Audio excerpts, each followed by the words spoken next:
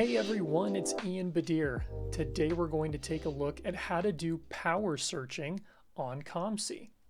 Now what we first have set up here is a basic player search for Babe Ruth.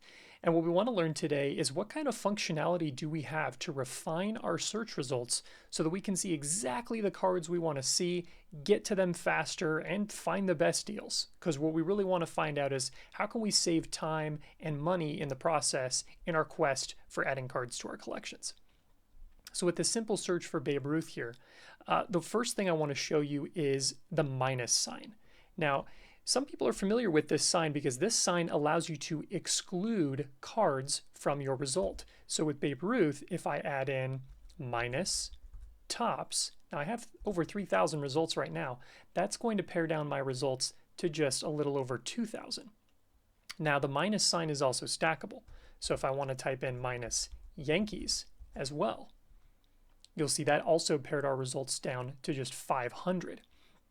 So be aware of how you can use the minus sign to further refine your results, whether you're looking for a player or a specific set, to make that more specific and getting you closer to exactly what you want to search for.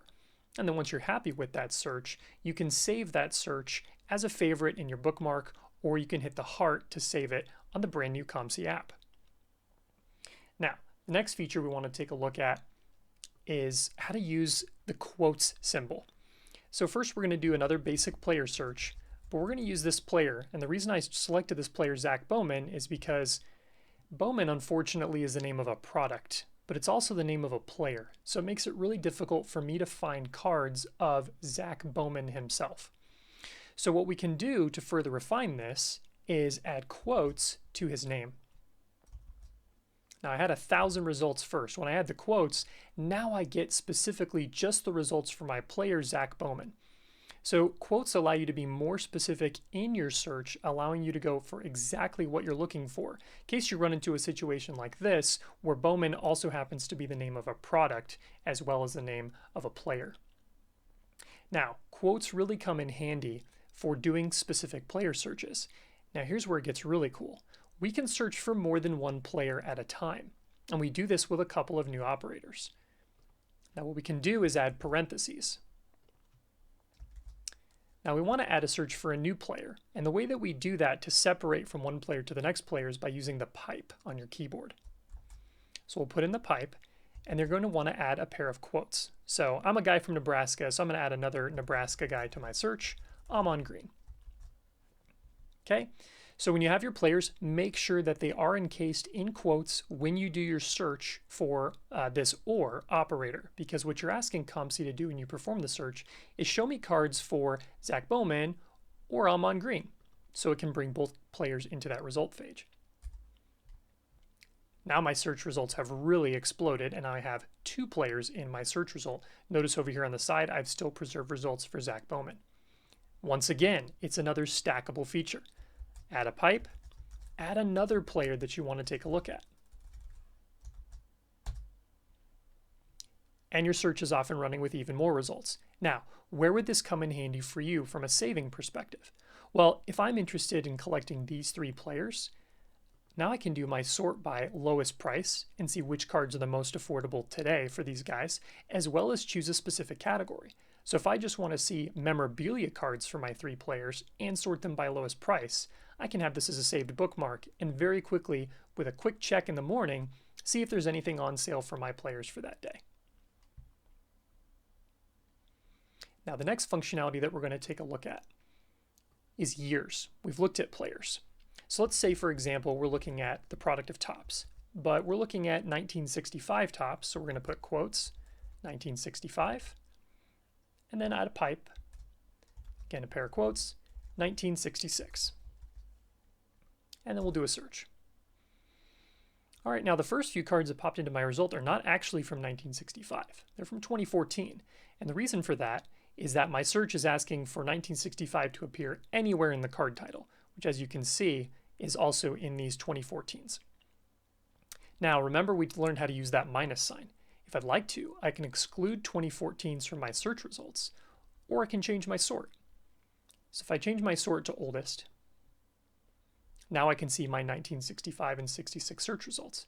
But if 9,000 results is still too many, I can do minus 2014 and see how that pared down our results. And once again, if you need to further refine it, you can continue to stack the minus sign as you make your search more specific. Now, let's take a player, for example. Remember, we looked at Babe Ruth earlier. Let's say I'm really interested in Babe Ruth cards from the 1930s.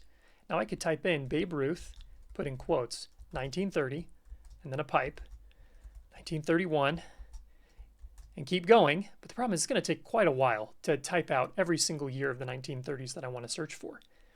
So this next feature I want to highlight for you is wildcard searching. This will really pare down how much you need to type in to do your search and still get you the refined results that you're looking for.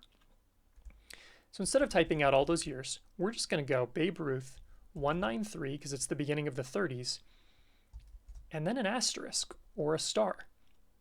So what that's going to do is tell COMC to search for anywhere we see Babe Ruth 193 and something else. Execute that search.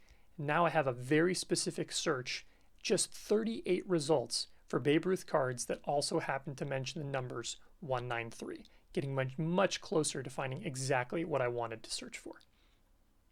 Now this next feature I want to highlight for you is for set collectors specifically. One of my favorite sets is Metal Universe. So I'm going to do a search for 1998 Metal Universe.